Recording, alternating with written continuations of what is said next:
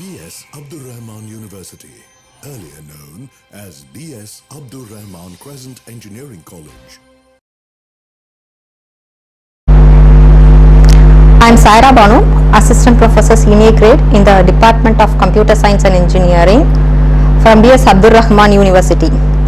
And this is the topic that I am going to talk about, Introduction to Operating System.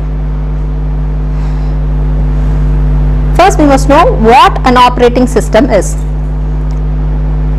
See, here I have system here. I cannot talk to the system. If I say run a video, it cannot run. So we need someone to make the system understand what we say. And I also don't know in what language the system is talking. So we need someone as an intermediator who will convert our language to understandable language for the computer. This intermediator is what we call it as an operating system. So operating system will act as an intermediary between the user of the computer, that is us, and the computer hardware.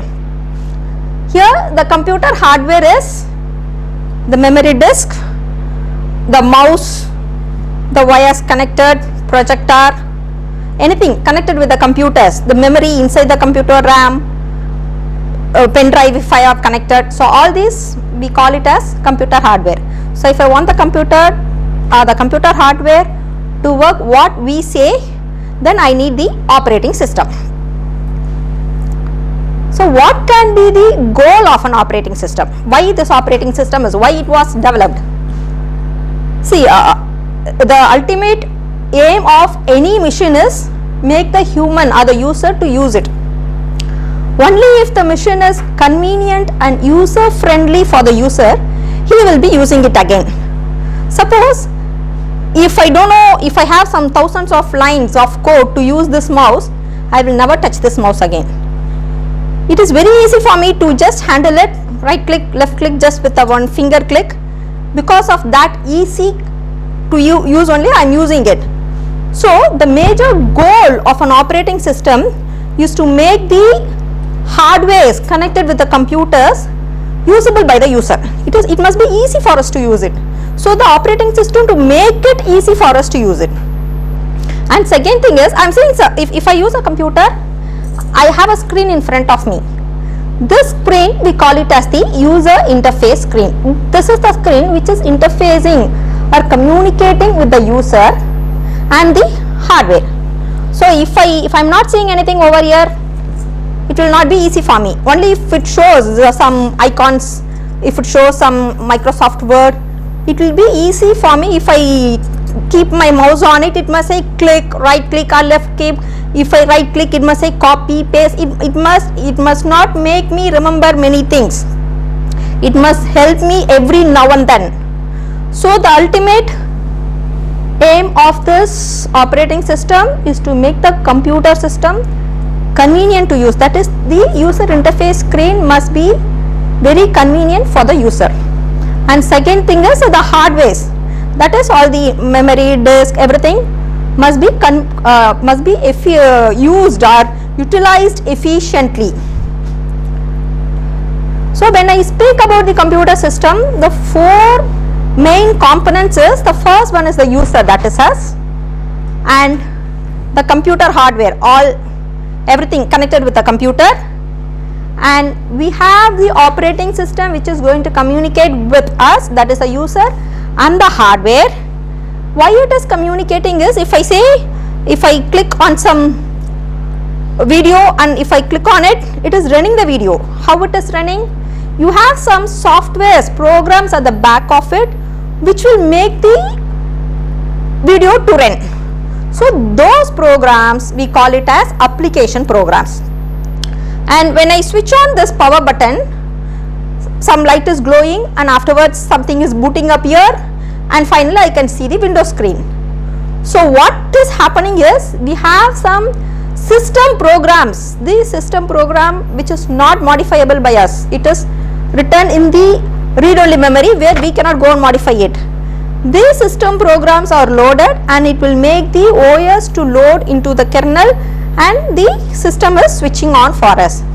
So we need both system and application programs and the operating system which is going to make all these three to communicate, the computer hardware, all the hardware that are connected to it, and the user, that is us. These are the four components of a computer system. When I speak about the operating system, I must two main units in operating system is, one is process, another one is processor. If I type www.google.com, at the back end some process is created for connecting this Google to the server, to connecting this link. If I click with a mouse, some process is created to make some event to happen for this click. If I have a speaker and if I am using some mic over here, it's happening, or the event is happening because a process is created. So any job that we do with a computer will be in terms of process. So anything that we want the computer to do will be done in the terms of process. Either it can be a computation, it can be a C program, or it can be a just running a video, or it can be browsing, whatever it is all in terms of process. So we have multiple process if you are going to have multiple jobs, fine, and who is going to manage this process is the processor. So we can say the process is program in execution, or we always have to call it as an active program, and a processor is a machine that process something. That something is here is the process related with the task. Suppose if I have if I am going to type Google, so some process are generated to do that task. If I again open one more tab and if I going to do something with that tab, multiple process will be generated regarding that for doing the second tab.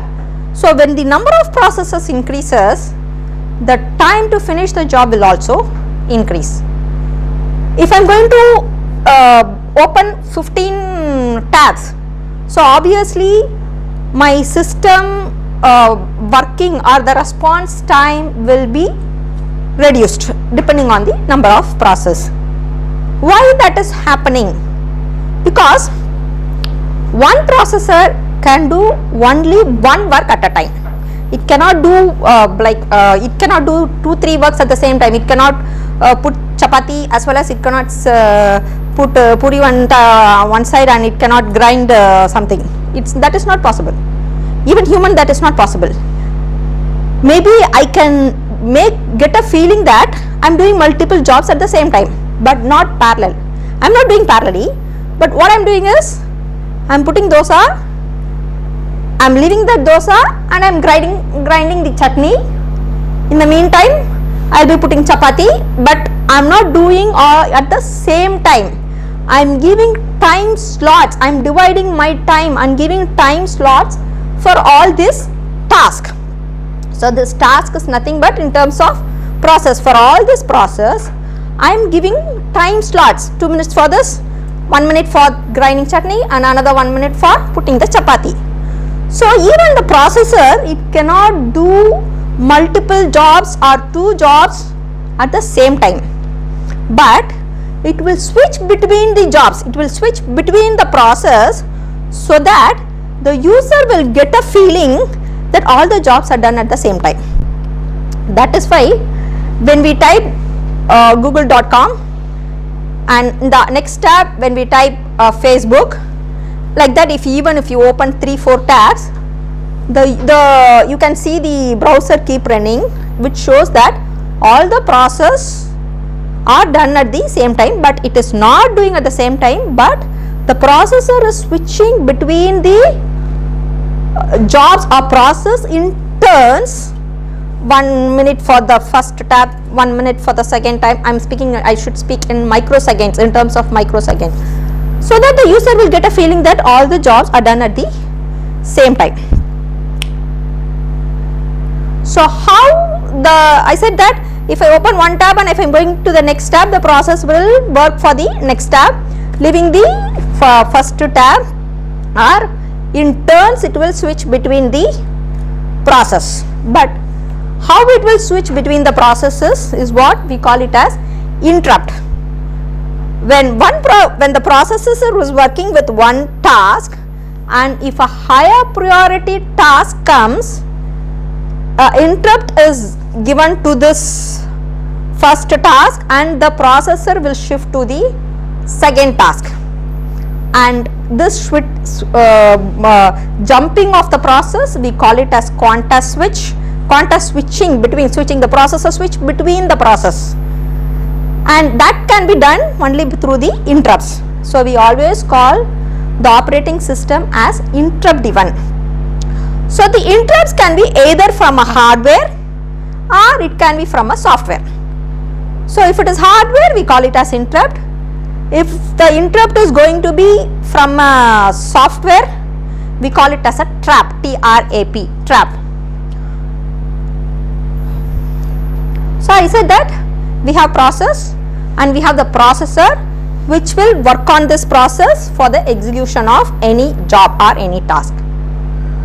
And this process can be described as either IO bound or CPU bound. That is, a process will be generated and a process will work either for the IO. IO is nothing but the input output devices, keyboard, touch screen, pen drive, or it can be a print through the printer, or it can be a speaker. So based on the type of jobs, a process will be either doing a work related with the input output devices or it will be doing a work related with the CPU. CPU is nothing but the processor, central processing unit. I have the CPU here. Can I have that CPU please? It's processor, small square.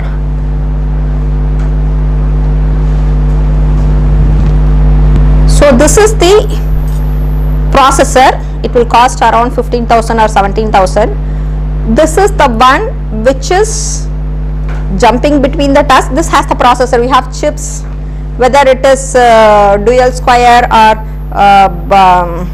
whether based on this only we will decide. If every systems will have at least one processor for it to work. This processor can work as a uniprocessor or as a multitasking multi-programmer. But when you go to the level of cloud, where we have big servers and where we want to handle large big datas, then we go for multi-processor, where we have 2-3 processor in the same system. And next is the evolution of operating system. How this operating system started, how it started, developed, what are the versions.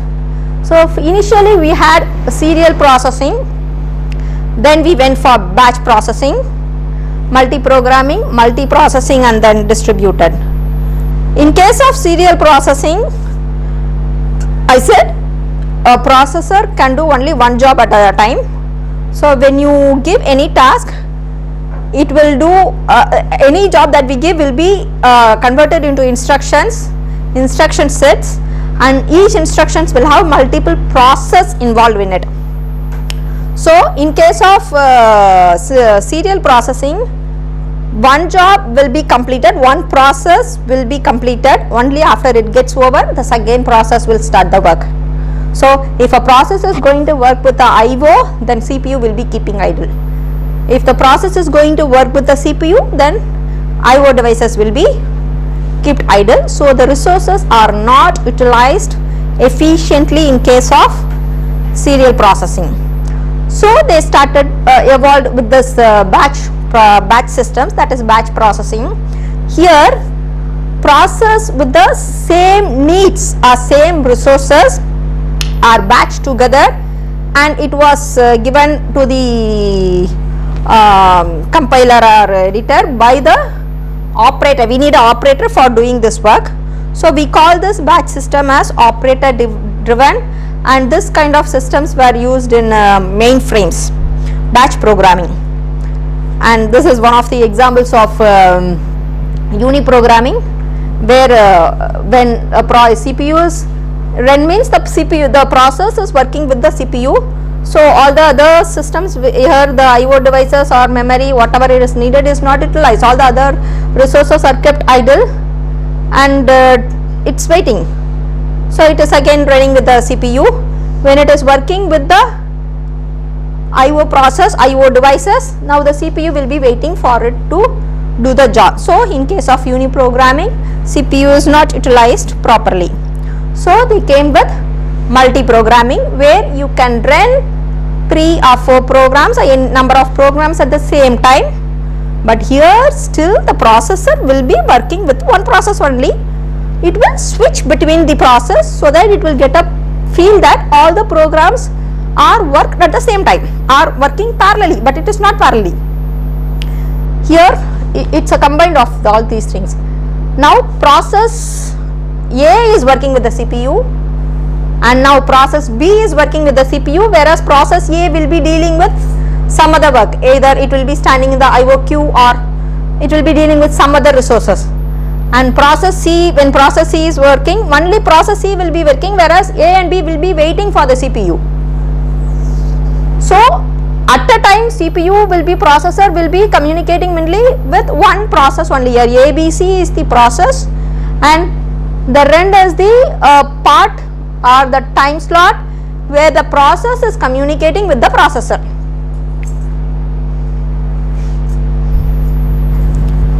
So why we went for multi-programming is CPU has to be utilized properly and the resources we must not waste the resources. So it has to be kept, we cannot keep the IO devices or the memory or the CPU to keep idle. So to make them work or to utilize them properly, we went for this multi-programming concept.